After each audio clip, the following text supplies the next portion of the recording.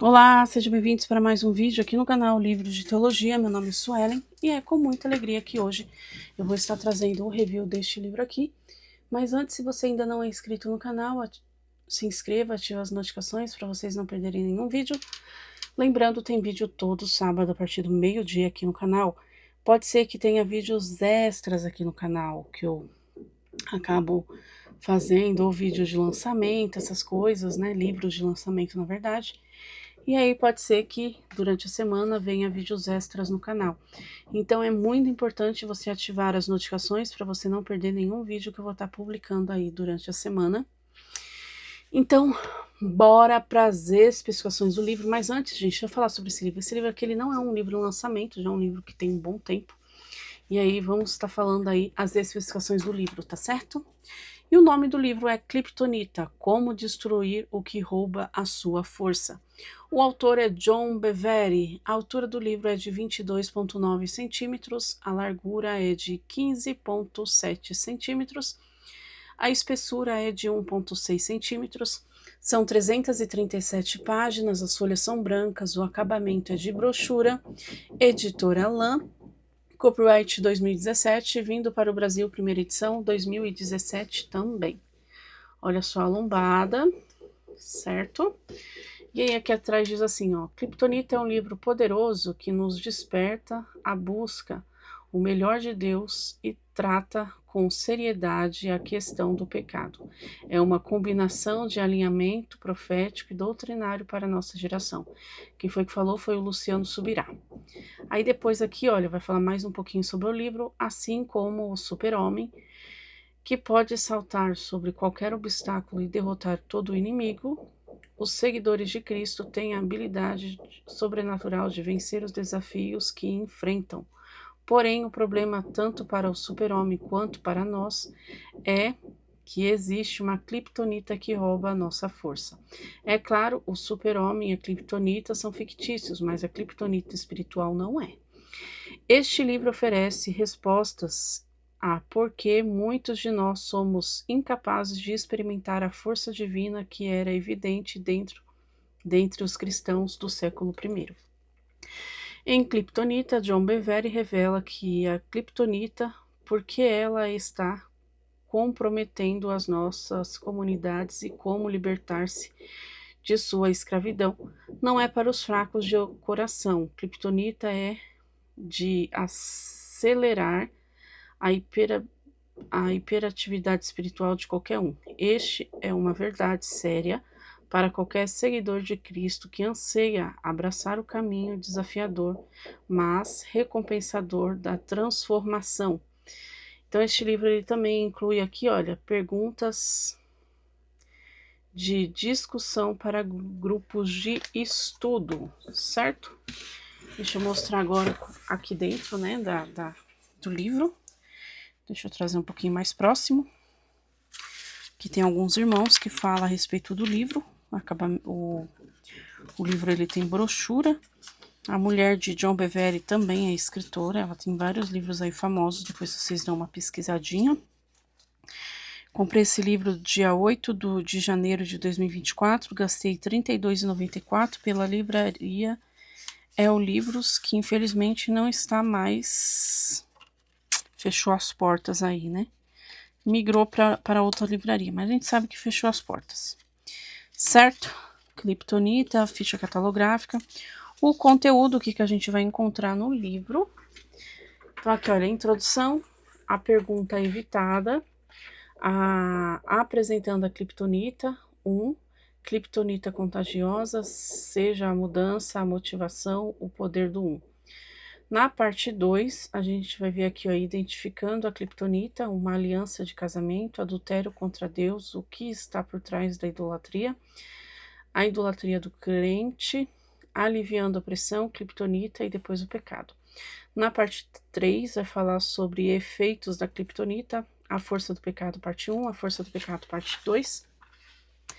Equivocado, um Jesus falsificado, onde tudo começa, arrependimento, os 3 reis.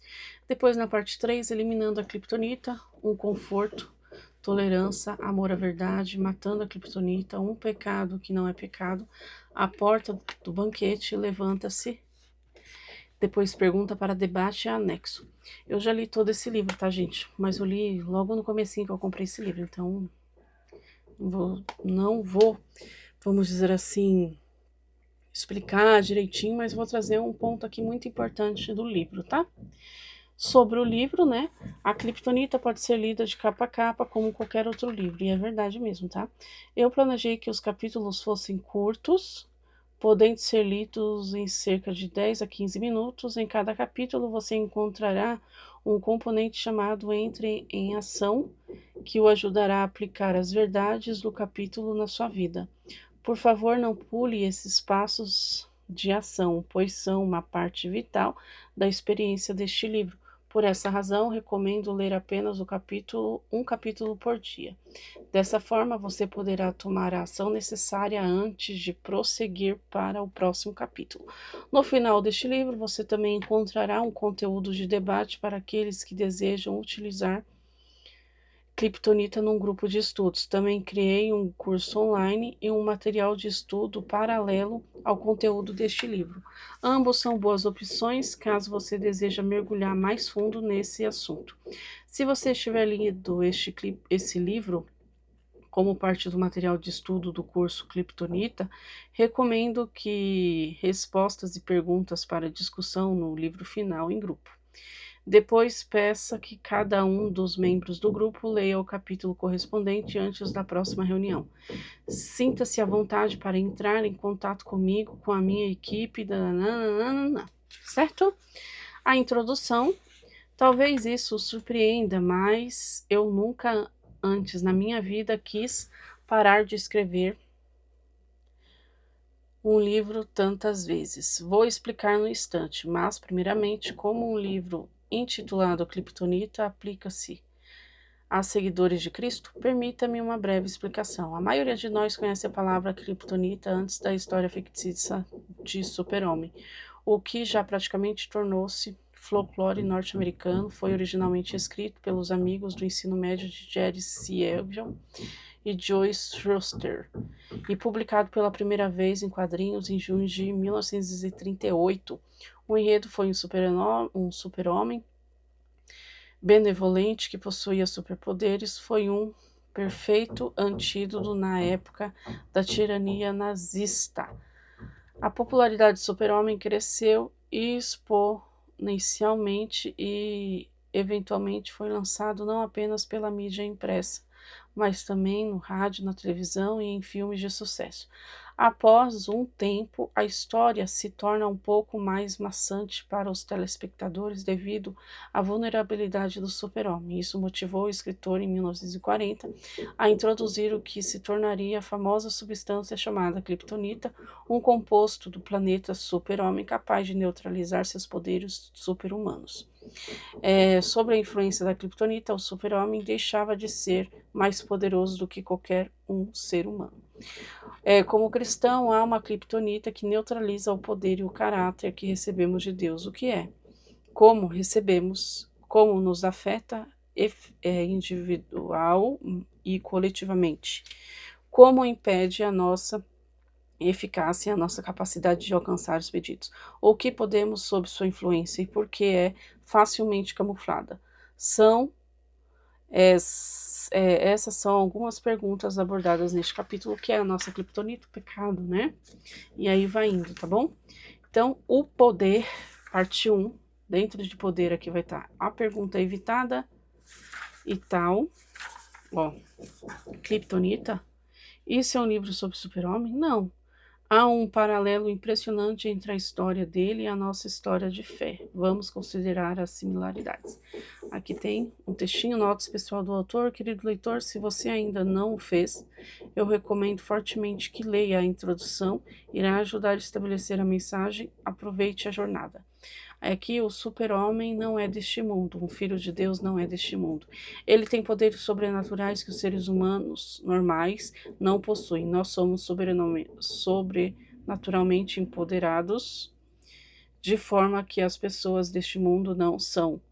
Ele luta contra o mal, nós lutamos contra o mal. Ele protege e liberta os oprimidos pelos vilões e nos protegemos os fracos e libertamos os cativos. A força dele vem da luz do sol, nossa força vem da estrela da manhã, que é Jesus. Há apenas uma coisa que pode parar o super-homem, a Kryptonita, uma substância radioativa fictícia originária de seu planeta natal. Similarmente, há uma Kryptonita originária do nosso planeta natal que pode neutralizar o Filho de Deus. Assim, não se originou da Terra, mas foi formada de onde viemos. A Kryptonita não é apenas neutralizada a habilidades de outro mundo que o super-homem possuía, mas também o torna mais fraco do que um mero ser humano. A nossa Kryptonita faz parte. O que é a nossa Kryptonita? Antes de levantarmos sua identidade, preciso preparar a história. A enorme vantagem da Kryptonita sobre o super-homem é o que ela não é facilmente reconhecida, então ele podia ficar sobre os efeitos dele antes de identificá-lo. Da mesma forma, a Kryptonita do crente está enfraquecendo tanto os indivíduos como o corpo de Cristo, e ainda é irreconhecível para muitos. O propósito desse livro é identificá-la e revelar como eliminá-la juntamente com os seus efeitos em nós, individual e coletivamente. Então, vamos iniciar com a pergunta: o maior desejo. Qual é o nosso maior desejo? Eu digo nosso porque falamos a verdade, é o mesmo para cada um de nós. É bem-sucedido, ser o melhor de nossa área, ser popular, ter um casamento feliz e ter grandes amigos, fazer parte de uma comunidade alegre e ser saudável, ou ter recursos suficientes para fazer o que quiser? Cada uma dessas coisas é atraente, a maioria é até necessária. Mas será que identificamos o nosso maior desejo? Será que não conhecemos pessoas que possuem todas essas coisas e ainda assim se sentem vazias? Não escutamos histórias de atores, presidentes de empresas, atletas profissionais, líderes governamentais e outros que alcançaram o que a sociedade considera o auge do sucesso na vida, mas ainda se sentem como se lhe faltasse algo? Em seu vazio, alguns voltam-se para as drogas, o álcool, busca exóticas ou casos extraconjugais. Alguns ainda voltam-se para a religião, a espiritualidade de nossa era ou o ocultismo, tentando preencher o vazio que corrói seu interior. Se fôssemos sinceros, lá no fundo, todos nós sabemos que há mais. A verdadeira satisfação de todo homem e toda mulher anseia, recebam eles ou não, pode ser encontrada apenas em um relacionamento íntimo com o nosso Criador. Não importa o que você pensa sobre Deus, Ele é o nosso anseio mais profundo. O contentamento e o preenchimento que todos os seres humanos buscam pode ser encontrado somente ao reconciliar-se com o nosso Criador. A realidade é que Deus pôs no nosso coração o anseio pela eternidade. A menos que o engano tenha ganhado controle sobre nós, iremos instintivamente ansiar pelo reino eterno em nosso coração. A palavra de Deus a respeito de todo ser humano é: o que Deus se pode conhecer é manifesto entre eles, porque Deus lhe manifestou, pois desde a criação do mundo os atributos invisíveis de Deus, seu eterno poder e sua natureza divina têm sido visto claramente, sendo compreendido por meio das coisas criadas. Romanos 1, do 19 ao 20. E aí vai indo, olha só. Deus não é desconhecido a qualquer ser humano. O ser humano ou a mulher forem sinceros, irão admitir em que em algum ponto de sua vida houve um desejo profundo de conhecer Deus. Todos nós sabemos instintivamente que Ele é onisciente, onipotente e onipresente. Todos que têm um relacionamento com Ele conhecem que a presença, o poder, o esplendor e a majestade dele são imensuráveis e incomparáveis. Ele é tão poderoso que alguns dos seres mais poderosos do universo chamados serafins ficam posicionados continuamente diante dele, no céu, clamando uns aos outros sobre a incrível grandeza de Deus. Esses grandes seres fazem isso com tamanha paixão e força, que suas vozes estremecem os umbrais da enorme arena que provavelmente é ocupado por mais de 1 bilhão de seres no céu. A sabedoria, o entendimento, a criatividade, a inteligência e o conhecimento de Deus são tão vastos que são insondáveis. Por séculos, os cientistas mais sábios têm buscado e estudado os segredos da criação e nunca puderam compreender totalmente a sua complexibilidade e suas maravilhas. Nenhum ser humano conseguiu ainda sondar nem experimentar a plenitude da amável bondade, da compaixão e das doces misericórdias de Deus. Não há fronteiras para seu amor.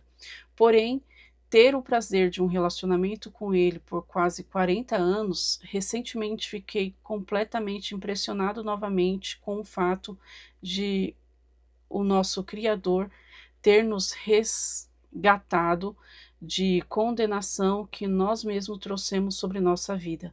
Ele deu a nós, a humanidade, toda a autoridade para governar a terra, mas a entregamos a seu arqui-inimigo, Satanás, seu bando, né?